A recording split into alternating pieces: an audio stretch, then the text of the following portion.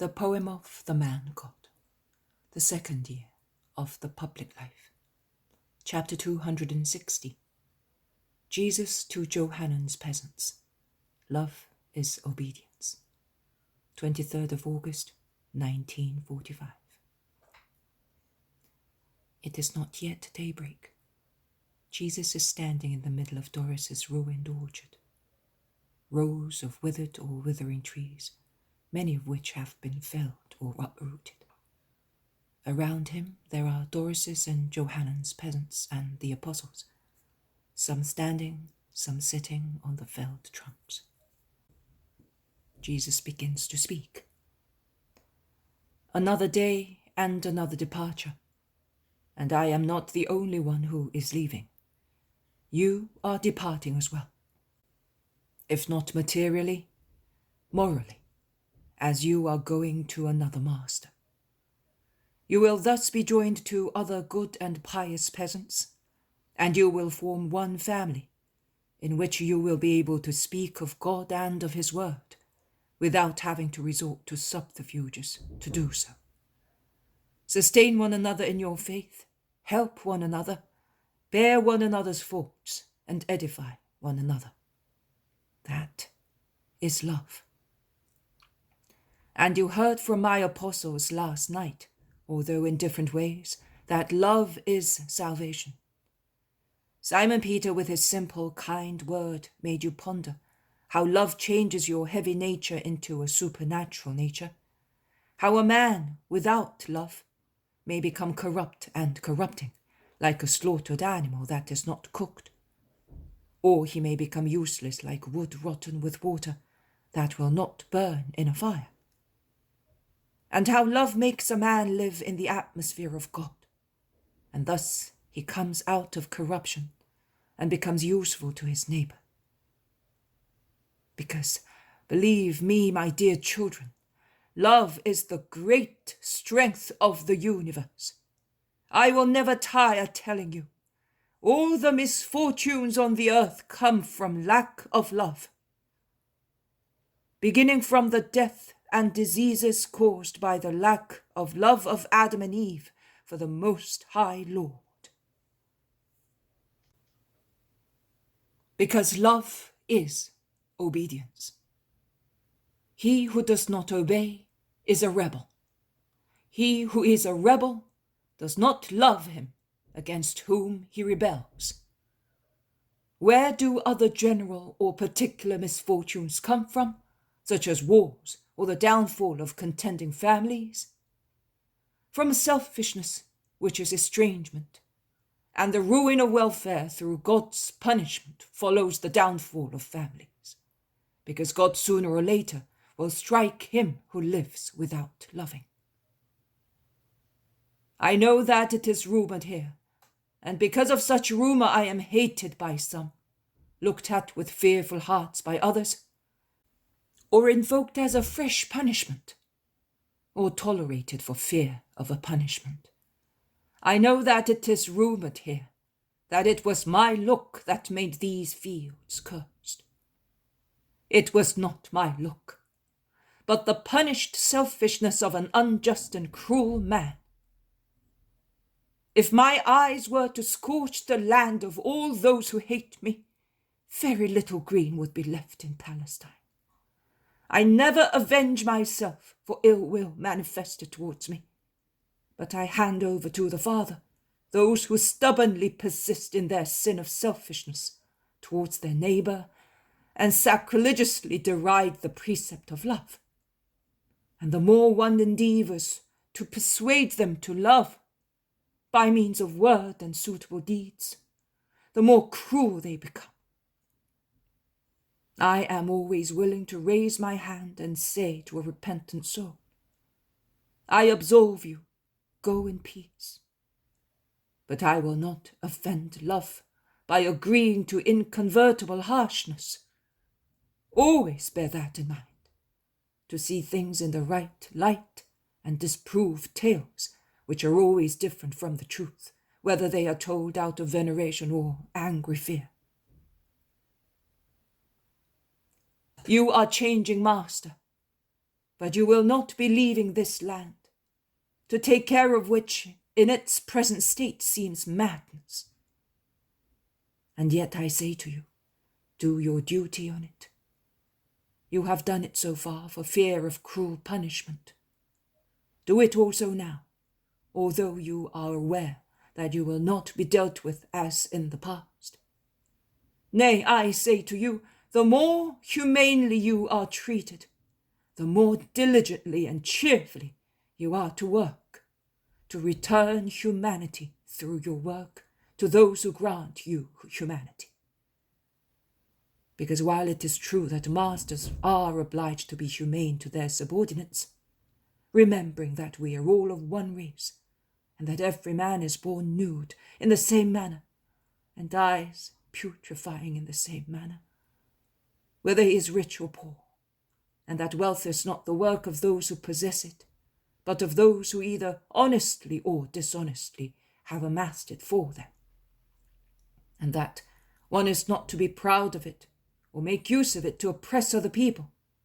Instead, one should use it with love, discretion, and justice, in order not to be looked at with severity by the true master, who is God, who cannot be bought or seduced by jewels or gold talents, but can be made our friend only through our good deeds.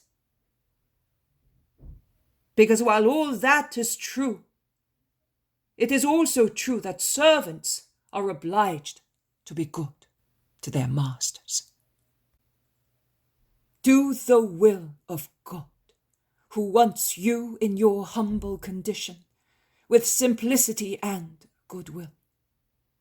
You know the parable of dives. You know that not gold, but virtue is rewarded in heaven. Virtue and submission to the will of God make God the friend of man. I know that it is very difficult to be able to always see God through the deeds of men. It is easy in good people. It is difficult in bad people, because your souls may be induced to think that God is not good. But you must overcome the evil done to you by men tempted by Satan. And beyond that barrier that costs so many tears, you must see the truth of sorrow and its beauty. Sorrow comes from evil. But as God cannot abolish it, as the power of evil exists, and it is the assay of the spiritual gold of the children of God, he compels it to extract from its poison the juice of a medicine which gives eternal life. Because the pugency of sorrow inoculates good people with such reactions that spiritualize them more and more, making them holy. Be therefore good, respectful, submissive. Do not judge your masters. There is one who judges them. I would like the man who commands you to become just, to make your life easier and gain eternal life himself. But remember that the more burdensome the task to be accomplished is, the greater is the merit in the eyes of God. Do not try to defraud your master. Money or victuals obtained by fraud do not enrich or satisfy anybody's hunger. Let your hands, lips, and hearts be pure. You will then keep the Sabbaths and holy days of obligation with grace in the eyes of God, even if you are compelled to work in the fields. I solemnly tell you that your labor will be worth more than the hypocritical prayer of those who go to fulfill their duty to be praised by the world, because in actual fact they infringe the precept by disobeying the law that prescribes that each man and all the members of his family are to keep the Sabbath and festivals of Israel for their own sake. Because prayer does not consist in actions, but in sentiments. And if your hearts love God in a holy manner, they will celebrate the rites of the Sabbath and festivals which other people prevent you from keeping, better than they do, and under every circumstance. I bless you, and I will now leave you because the sun is rising and I want to be on the hills before the heat of the day. We shall meet again soon, because autumn is not far. Peace be with you all, both the new and the old servants of Johanan, and may your hearts be serene.